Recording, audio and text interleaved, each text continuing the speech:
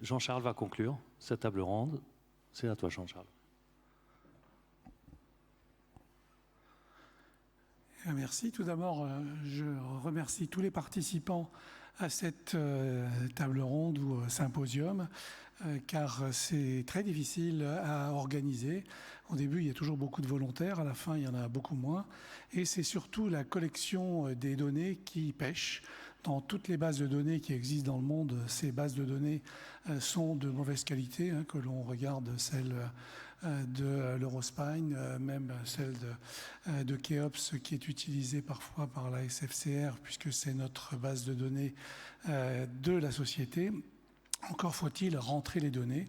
Donc certains groupes comme l'ISSG par exemple le font relativement bien avec bien entendu de l'aide pour cela. C'est très fastidieux mais c'est la clé du succès. Et aujourd'hui, eh bien, les autorités en France nous poussent à faire ce type de registre, mais si on veut que ce soit utilisable, il va falloir les faire de façon très exhaustive et c'est surtout le suivi des patients qui manque. À l'European Spine, avec le Spine Tango, il n'y a que 5% des patients qui ont un suivi et avec ça, on ne peut pas faire de la science, bien entendu. Donc il faut mettre les patients dans des bases de données. C'est fastidieux, c'est pas rémunéré, mais c'est le seul moyen d'avancer. Et je voudrais remercier aussi Stéphane Bourret et Elise Aboué, qui sont les deux arcs qui travaillent avec moi et qui ont fait toutes les études statistiques pour ce symposium et qui nous ont permis de vous présenter les résultats. Et puis un petit proverbe indien qui dit que rien ne ruine plus les bons résultats que le suivi à long terme. Et un autre qui vous dit que je ne perds jamais, soit je gagne, soit j'apprends. Et on apprend beaucoup plus avec les échecs qu'avec nos succès. Le cœur du problème, il a été bien présenté, c'est 47% de PGK dans la littérature sur une grosse série de cette étude américaine qui récupère bien les datas dans le groupe. Et donc 31% de reprise à 2 ans. Et donc nous, avec nos 19%, ben finalement, on est entre 30 et 50% meilleur. Donc pour une fois, eh bien, on peut crier cocorico, même si c'est pas terrible, puisqu'il reste 20% de patients avec des problèmes. Mais c'est quand même nettement mieux que ce qui se fait ailleurs. Donc le French Paradox avec l'équilibre sagittal, ça paye quand même. Les principaux biais de l'étude, eh bien, c'est la forte disparité entre les deux populations. Donc, l'étude proposée maintenant par Cédric, basée sur ce symposium, est quelque chose qu'il faut mener, puisque on verra peut-être que les liens, d'abord, ça ralentit la survenue du PGK, et puis il semble que s'il y a besoin de reprise, ça soit plus simple. Donc, c'est peut-être une voie qu'il faut suivre. Le groupe des liens était bien sûr trop réduit pour pouvoir avoir une réponse vraiment significative dans ce symposium. L'effet centre aussi peut entraîner des différences, même si les radios paraissaient à peu près similaires, il y a quand même des approches un peu différentes dans les traitements mis en place. Et donc ça, il va falloir sans doute pour pouvoir écrire l'article, on le fasse de façon beaucoup plus pointue pour écrire l'article. Le choix de grouper les PGK et les PGF ensemble, c'était peut-être une erreur, mais c'était le schéma de l'étude que l'on avait programmée. Et l'hypothèse de travail donc n'a pas pu être vérifiée. C'est une faiblesse de notre étude. Mais au moins, on a pu montrer un certain nombre de choses. Tout d'abord, que les patients sont globalement satisfaits, puisque 15 points d'amélioration de l'oswestry ou un EVA qui est divisé par 2, c'est quand même un bon résultat, mais ça vous donne aussi les limites de ce que vous pouvez dire à vos patients lorsque vous les voyez en consultation. Parce que le patient qui dit « est-ce que j'aurais plus mal au dos ?» Ben non madame, puisque c'est 80% de femmes, vous aurez 50% de douleur en moins. Donc vous achetez ou vous achetez pas. Et l'oswestry, qui est quand même une évaluation même plus pour le dégénératif, mais est quand même un bon moyen de savoir si on améliore la qualité de vie. Elle est améliorée de manière significative dans cette série. Ce que nous avons vu, eh bien que le taux moyen de PGK était de 19%, c'est beaucoup moins que les grandes séries de la littérature. Il n'y a pas de différence significative entre les deux groupes, mais il y a une nécessité d'augmenter le groupe lien. Tous les types de montage exposent au PGK et PGF, qu'ils soient courts ou qu'ils soient longs. La disharmonie des courbures lombaires est la cause principale des PGK. Il faut rétablir la lordose entre L4 et S1. On le sait, mais on ne le fait pas si souvent que ça. Il faut anticiper le départ en syphose thoracique. Donc les tiges, il ne faut pas qu'elles se terminent droites, il faut qu'elles se terminent courbes vers la kyphose. Les fortes incidences, il faut bien rétablir L4, S1 et préférer des montages très longs en respectant la kyphose thoracique. Les petites incidences, il faut bien rétablir L4, S1 et démarrer la kyphose juste au-dessus. Sinon, on a tendance à les mettre en rétroversion, enfin à déplacer l'UIV vers l'arrière. Les liens permettent une meilleure tolérance des PGK et un taux de reprise plus faible. Même un bon résultat peut se dégrader, les discopathies progressives sous-jacentes, l'ostéoporose, avec un exemple à venir. C'est une chirurgie très utile mais qui est très exigeante, donc il faut accepter les risques et bien les exposer aux patients. On n'a pas parlé des infections, mais ça en fait partie. Cependant, plus de 80% des patients sont satisfaits et ils recommenceraient. Donc ici, un exemple avec un PGK caractéristique et le prolongement qui a été nécessaire à 3 mois. Et l'exemple que vous venez de voir que nous a proposé Fethi à Wissa, avec le post-op qui paraissait vraiment tout à fait satisfaisant et qui est satisfaisant. Mais si on regarde bien la radio à 5 ans post-opératoire, qu'est-ce qu'on voit? Eh bien, c'est que les disques au-dessus se sont tous affaissés par rapport à ce qu'ils étaient 5 ans plus tôt, et que probablement cette patiente, eh bien, 5 ans plus tard, a une qualité musculaire sans doute moins bonne, a une ostéoporose qui a probablement augmenté aussi, et que c'est pour ça qu'elle présente ce PGK au-dessus. Donc il y a l'histoire naturelle du dos qui vient s'ajouter aux problèmes que l'on a pu créer nous-mêmes avec la mécanique. Ce que nous allons approfondir pour écrire des articles suite à ce travail, c'est de réanalyser tous les cas de PGK un par un, parce que c'est le seul moyen de pouvoir avancer. Il faut mieux analyser les courbures, en particulier lombaires basses. Il faut mieux analyser les tiges sur mesure par rapport au cintrage en place. Est-ce qu'on fait mieux avec ces tiges sur mesure? C'est-à-dire qu'on a bien planifié la chirurgie, ce qui n'était pas le cas dans la majorité des cas de cette série. On voit que la version pelvienne est restée quasi constante, donc les patients sont restés en rétroversion et le nombre de vertèbres dans la lordose a augmenté, donc on a bien un petit problème à ce niveau. Et le pourcentage de lordose entre L4 et S1 eh bien, n'a pas été amélioré de façon suffisante. Et c'est la raison pour laquelle on a certes amélioré le SVA, qui n'est pas le meilleur paramètre, mais quand même, on a amélioré nos patients. Donc ici, les 3 exemples qui vous ont été montrés avec ces patients qui ont nécessité une reprise. Si on reprend depuis le début, à partir de la gauche, à l'état préopératoire, vous tracez une ligne entre la verticale de C2 et puis une autre ligne qui passe par les têtes fémorales. Vous voyez cette distance entre les 2 lignes. Et puis vous regardez en post-opératoire. Puis en post-opératoire, on a augmenté cette distance au niveau de la dernière vertèbre instrumentée. Et au final, on a un PGK. Deuxième exemple ici, toujours les mêmes lignes, verticale de C2, verticale qui passe par les têtes fémorales. La distance par rapport à la dernière vertèbre qui va être instrumentée a été augmentée en post-opératoire. Et au final, on a un PGK. Même histoire ici. Cette distance est faible ici et on l'a augmentée en post-op et on a un PGK. Donc il y a bien des raisons mécaniques au PGK en plus des autres causes. C'est ce que l'on va analyser pour pouvoir écrire notre article, en utilisant bien sûr les fondamentaux, les types de PGK tels qu'ils ont été décrits dans la littérature, et puis eh bien, cet article qui nous dit que quand même, quand on restaure mieux l'équilibre sagittal, eh bien, on a moins de complications. Au final, on apprend toujours, surtout en analysant les échecs. Il faut des bases de données qui soient bien tenues, donc c'est un encouragement pour l'avenir, et je sais que le bureau de la SFCR s'y attache, et on ne perd jamais, soit on gagne, soit on apprend. Je vous remercie.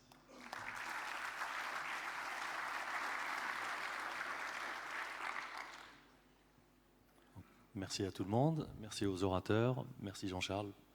C'était un plaisir de collaborer avec toi pour l'encadrement de cette table ronde. Donc nous nous adressons à l'assistance. Si des questions émaillent, nous sommes tout oui, nous sommes tous disponibles pour y répondre. Vous avez les micros qui sont à côté de vous.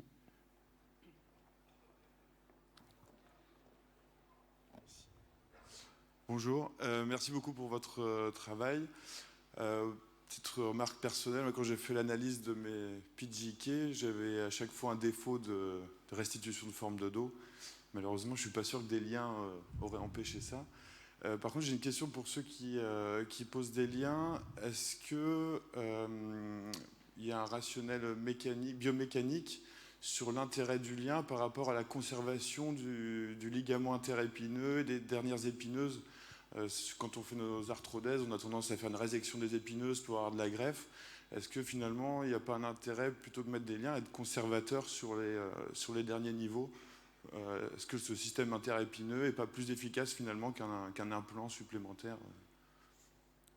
Oui, merci pour le commentaire. Donc, les deux sont efficaces et il faut garder les deux. C'est-à-dire il faut garder les structures médianes, épineuses, ligaments interépineux sur épineux et mettre les liens. Les liens, on les met sous la mer. Donc, en fait, on va réaliser un fenêtrage interlamaire. On enlève un petit peu de ligament jaune. Mais bien sûr, c'est très important de garder les structures médianes sur les 3-4 derniers niveaux du rachis instrumenté. Je voudrais poser j'ai deux questions à poser. On a vu qu'il y a un consensus sur l'organisation de la lordose. Il faut privilégier la lordose sur le segment inférieur. La raison en est que si la lordose se développe au-dessus, elle ne modifiera pas la version pelvienne. C'est géométrique. Donc, première question, est-ce que vous avez une idée de la façon, techniquement, où on pourrait, de façon régulière, améliorer cette lordose et mieux la répartir en distale? La deuxième question, on a vu aussi qu'il y a un problème d'extension de l'arthrodèse sur le thoracique supérieur et de savoir s'il faut couvrir ou pas le thoracique supérieur. Est-ce que je m'arrête en T10 parce qu'aujourd'hui je suis un peu fatigué et que je préfère m'arrêter en T10 que de remonter encore plus haut, ça va me fatiguer. Donc si c'est cette façon de décider qu'on a tous, moi je l'ai eu, c'est pas très rationnel. Donc est-ce que vous avez dans votre tête une façon de dire ces cas-là, impérativement, il faut que je les monte jusqu'à T4, T3, ou ces cas-là, je peux m'arrêter en T10, je suis tranquille? Je vais essayer de répondre puisqu'il y a un article qui vient d'être envoyé au RCO et qui est le résultat de l'étude qui avait été faite par la SFCR il y a 2 ans avec Jonathan Lebar sur les lordoses inférieures. Donc, c'était une étude qui avait été faite sur l'utilisation des cages, soit par voie antérieure, soit par voie postérieure, et si elles étaient lordosantes. Et la conclusion, c'est qu'avec les cages, on lordose pas grand-chose. Ce qui restaure de la lordose, c'est de positionner un spacer qui soit en avant dans le disque. Ça rétablit la lordose. Les cages, si vous les enfoncez trop dans le disque, que ce soit en alif par exemple, ça ne restaure pas de lordose. Ça distracte, mais ça ne lordose pas. Donc, la question que l'on va se poser en analysant les radios que l'on a, puisqu'on ne les a pas analysées toutes dans le détail, ce n'était pas prévu dans l'étude, c'est la qualité de la restauration de lordose en bas. Et on se rend compte que même s'il y a eu des alifs dans 25% ou 30% des patients, on n'a pas restauré une bonne lordose à cause de ça. Et ça semblerait presque un argument pour dire qu'il faut faire plus d'ostéotomie, alors que dans la littérature aujourd'hui, on en fait de moins en moins.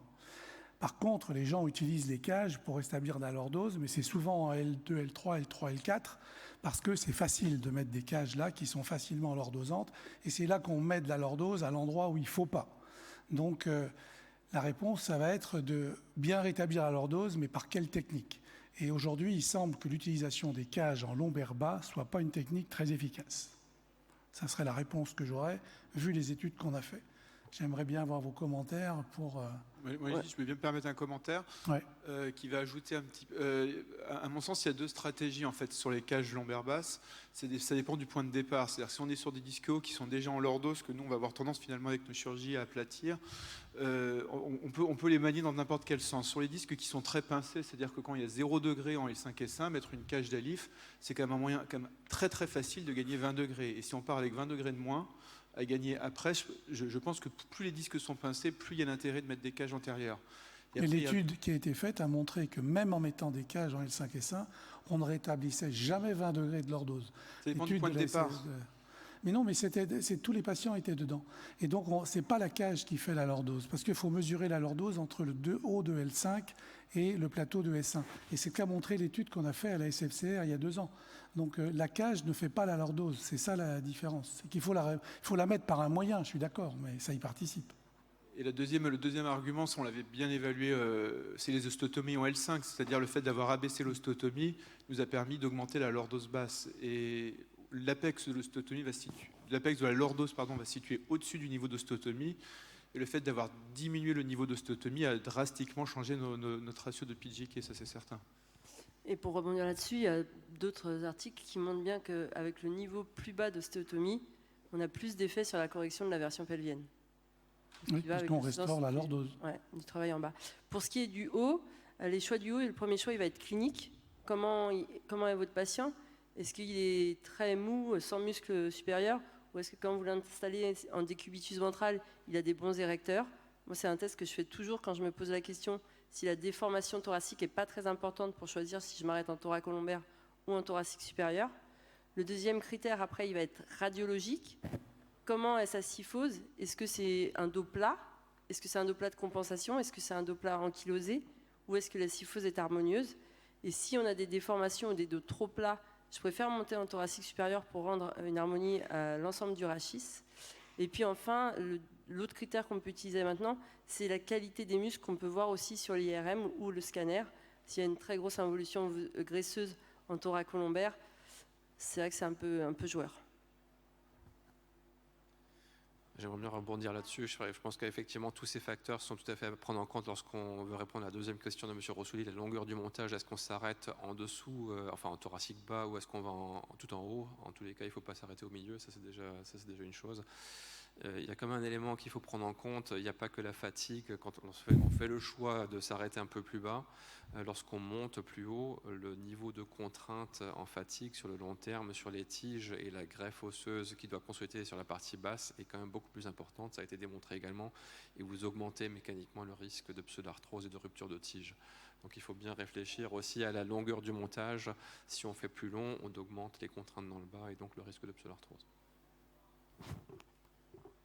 Et pour l'étendue du montage, nous on raisonne en situation à risque, c'est-à-dire est-ce que c'est un patient qui est à risque de faire un PGK?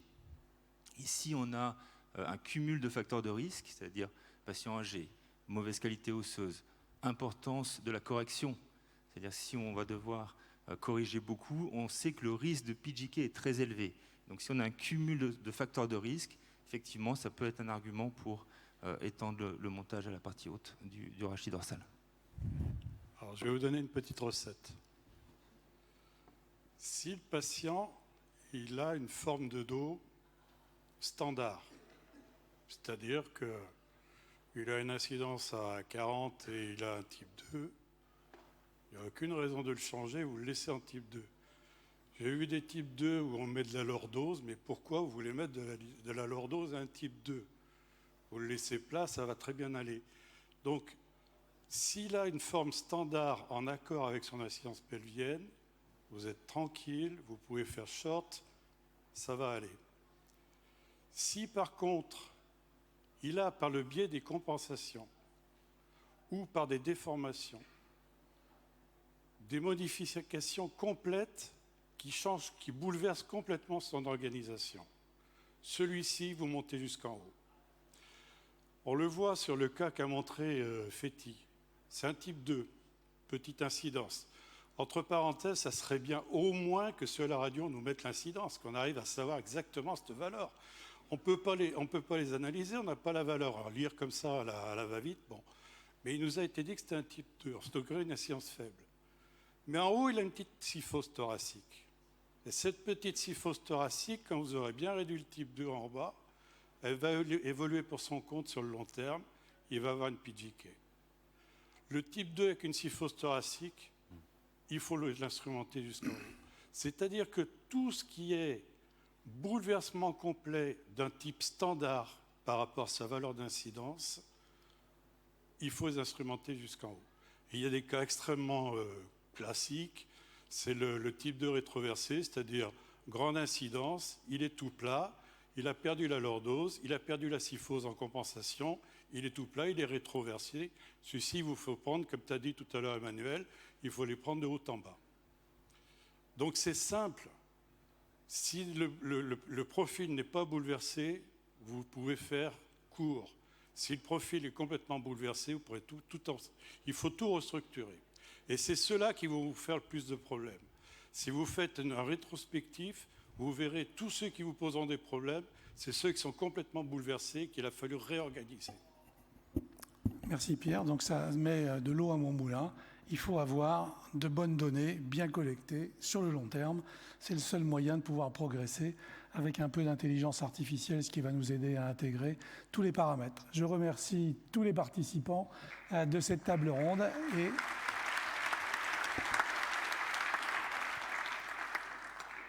à bientôt pour la suite.